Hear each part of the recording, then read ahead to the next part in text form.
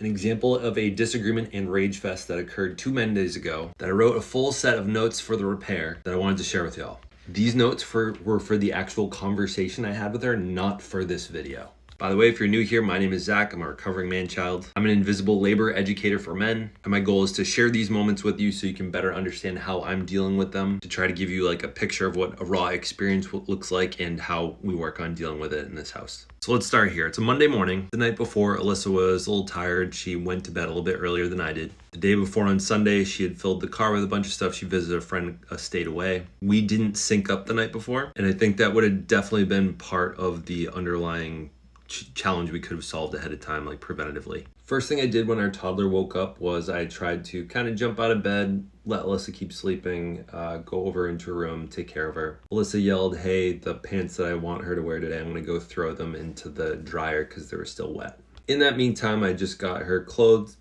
Might not have been the cutest outfit of all time, but nonetheless sort of took care of the morning routine, got her up, got her downstairs. Alyssa at this point also communicated with me, "Hey, like I have some important work stuff I need to do. Are you good down here?" And my answer is yes, I got it. This was probably around 7:30. Daycare's at 9. We usually try to get there by about 8:50 and try to leave out of the door by 8:40, 8:45. I personally have a coaching call at 9:15. So in this moment, now that I've sort of taken over control, I've said like, "Oh yeah, I got it. I got this. Like I'm taking over." I'm starting to say, okay, what are the things that need to get done? First thought is, okay, I need to get lunch prepared, try to get some breakfast dinner if I can. I don't think in this house we harp on breakfast. We probably try 4 or 5 times to say, "Hey, do you want some breakfast? Do you want a banana? Do you want an apple?" etc. But my first thought is, okay, let's work on getting lunch ready because that can take some time, takes a little bit more thinking than some of the other things that need to happen. I'm getting that done. I'm actually getting it done ahead of time. Usually I'm finishing that by 8:20, 8:30, sometimes 8:40, but I'm getting it almost done by like 8:10. So at that point, lunch is done. In my head, I'm thinking, oh, I got a handful of minutes like to spare. Like this is good. Like I don't need to rush about anything. Now, similar to Taurus in the hair, I'd probably go a little bit hair in this moment. I don't know that I put the snooze button on my urgency of things, but I definitely slow down in like trying to move things along. About 8:30, 8:40, I'm starting to work on getting her towards the car. We're starting to have a couple of challenges with the jacket. At this point, this is when Alyssa kind of comes out of her office and says, "Hey, I'm going to get her the pants." Now, these are the critical moments. As she comes down, goes into the basement, grabs the dry pants, comes up to put them on her. She's being a little fussy. Our toddler is not, cooperating immediately. And she also looks to, wet her hair because she's got curls. And as we're putting the new pants on,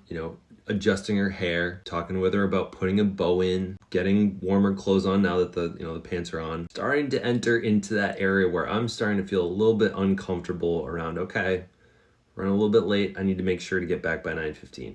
In these moments, as our toddler's sort of resisting some of these things and things are moving a little slower, it's getting to about 8:50. Normally we would have left by now. We're just about starting to get down the stairs to get into the car. Now what we discovered later was in this moment, she had asked me if it still worked for me to bring her. What I heard was not necessarily a question or an option, but more of like an emotional gut check, like, are you good or something? I don't remember what the actual words are that she asked, and I don't think that that's actually important. We get down to the car, we start loading her in, and Alyssa, she ends up walking down with both of us. And then there's these moments sometimes where she's like, "Mama," and Mom's like, "Okay, like I'll just ride along in the car." I was already planning on bringing her, I'll ride along in the car. Simultaneously, as we're realizing we need to put her in the car, we're realizing, oh shoot, there's a bunch of stuff in the car that, if Alyssa's gonna ride along, we need to adjust the seats. There's actually something in the baby seat in the chair, so we actually have to move these things out of the car at the same time. Now we're getting into about 8:55 zone. This is where I start feeling a little bit antsy because I'm thinking, okay, I know that there's gonna take some time to get this and get to my client call. So now we have a mixture of frustrations. I'm starting to feel a little bit antsy about being on time for things and or getting to her on schedule. We're emptying the car. I'm putting things sort of off to the side. She's a little bit annoyed. She's like, "Hey, can you like put this in the basement, not just like off to the side in the garage," and making sort of a cluster F of a mess. I'm also getting frustrated with like, "Hey, the pants you added, the wetting of the hair, the fact that you're now going to sit in the car and so now we have to move these things. These are starting to feel like extra things that are slowing the whole process down that were not necessary. We finally get the car emptied. I'm putting her into her seat. As I'm pulling up on the seat, which is very tight, I honestly injured my wrist. A part of it might have been out of frustration, and like the tearing in my joints was just the universe saying, slow the hell down. I don't tell her about this, but it's another new frustration. As this happens, I look down at my clock and I'm realizing it's about to be 9 o'clock.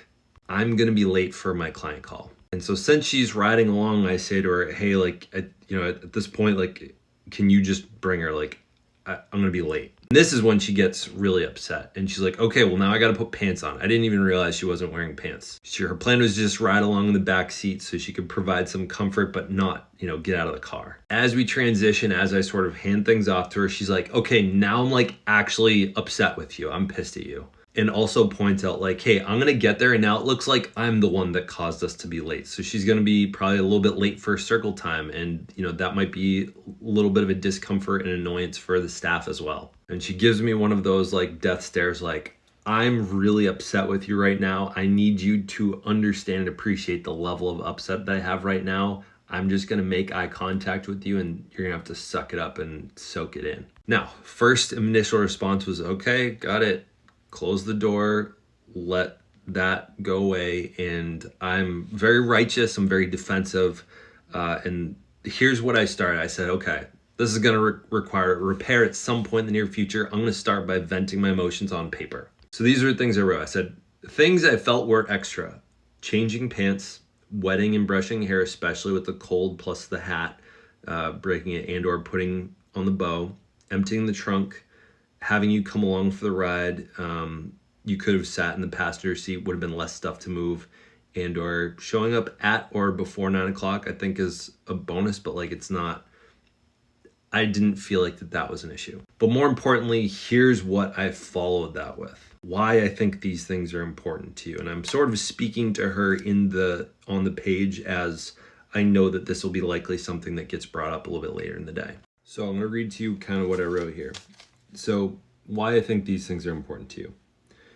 You purposefully washed the pants and you felt that they matched better. And I know that you take pride in the clothing and the presentation of our toddler.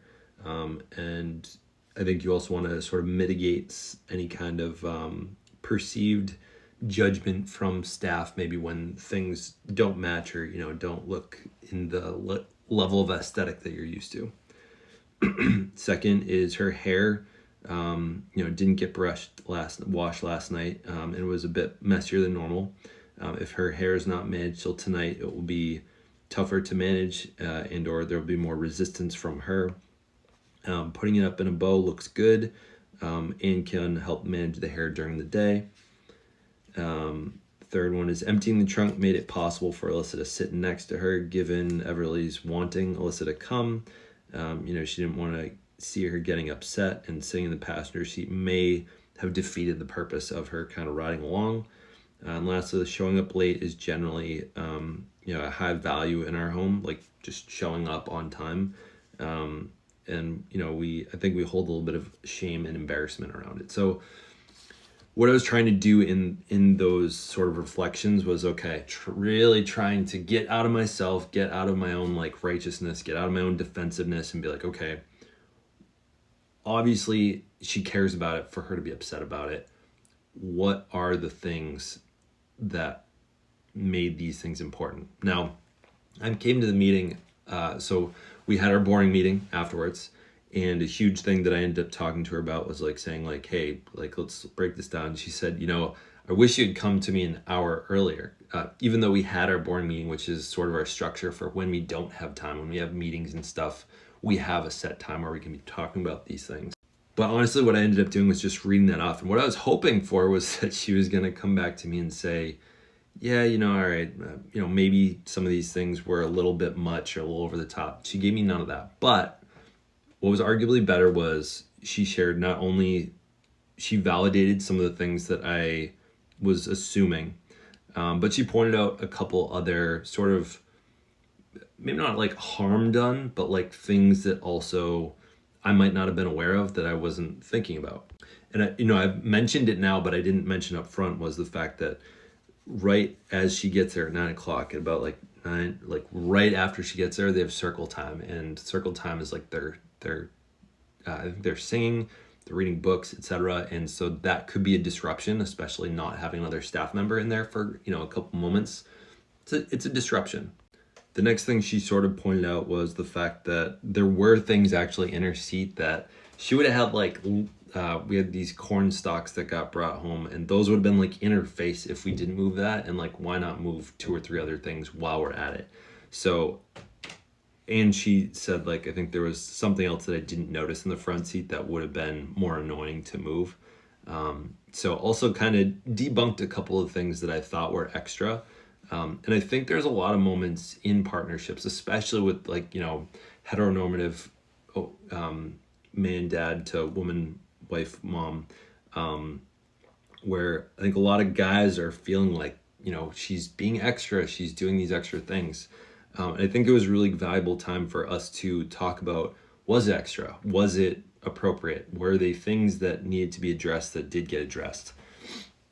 And finally, as we kind of went through these, we recognized a couple things. One was that she was unaware of the 9:15 meeting. And so because we didn't sync up and we didn't talk about the fact that I needed to be, out of the door by 8:50-ish, that put a hole in my plans. And when she had initially asked me, hey, like I have a work thing, I need to be, I need to get started on some of these emails that they're coming in, that I could have said, yeah, my first meeting is at 9:15.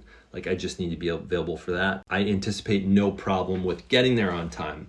And when one of those moments, as like she was putting the pants on, doing the hair, that could have been another saying, hey,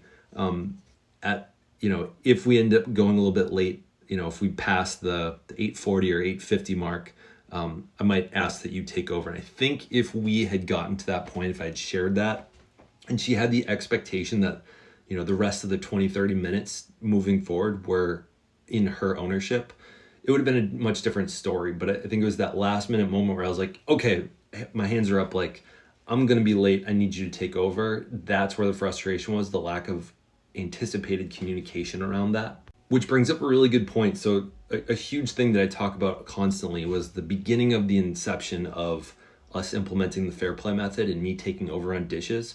I was already owning about 80% of the dishes, but I found a ton of solace, peace, like just like a really good feeling of like, once I fully owned them, I knew at the end of the night what my responsibilities were. And like, once you know what your responsibilities are, you're not questioning, you're not having decision fatigue of thinking about who's going to do it, and you know really clearly what your expectations are, you're going to have a better time. And so here's the very last piece of this, is actually coming up to yesterday. Yesterday, I shared with Alyssa when I had my first meeting. I said to her, hey, I'm happy to take over the rest of the morning here. I'll take her to daycare. I got the lunch, etc. You can go work on things as we're getting ready for hosting Thanksgiving.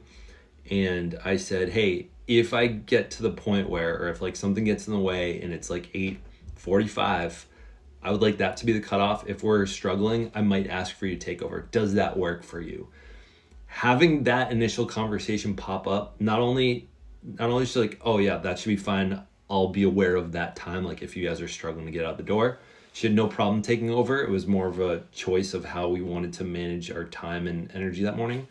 But also I said, how is the delivery of that question? And she's like, that was really good, actually. Like it was firm in like having a time, it's admitting that you might want or to request help, but it also gives me like, I can be a little bit aware of it moving into that time. Now, ideally, that's not happening. The other day we did in fact leave on time, so I didn't need any of that help. But addressing it earlier, talking about expectations ahead of time is huge for not having those last minute upsets. So the coaching that I give to my clients all the time for moments like this is it all has to do with planning and expectation setting ahead of time.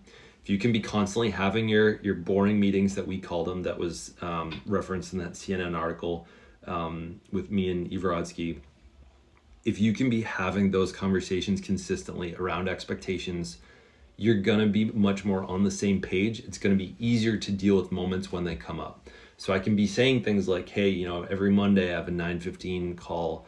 Here and there, I will let you know if I have a 9 a.m. call for dropping her off at daycare. That's not typical, but 9:15 every Monday I have that.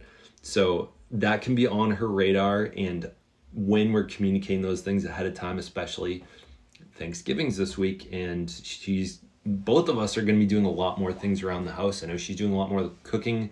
I'm doing a lot more cleaning that I don't typically do. Having those meetings ahead of time, having those conversations that could turn into crappy conflict, we can try to deal with ahead of time with planning and expectation setting. Sorry, I feel like I'm oversaying this. I'm just repeating myself at this point. I hope this was valuable. Let me know in the comments what else you'd want to hear about this. This really needed to be a long form video. There's a lot to unpack here. Hope it was valuable. Share with someone. I'm assuming most of you already found me on TikTok or Instagram. I totally invite you to subscribe here on YouTube.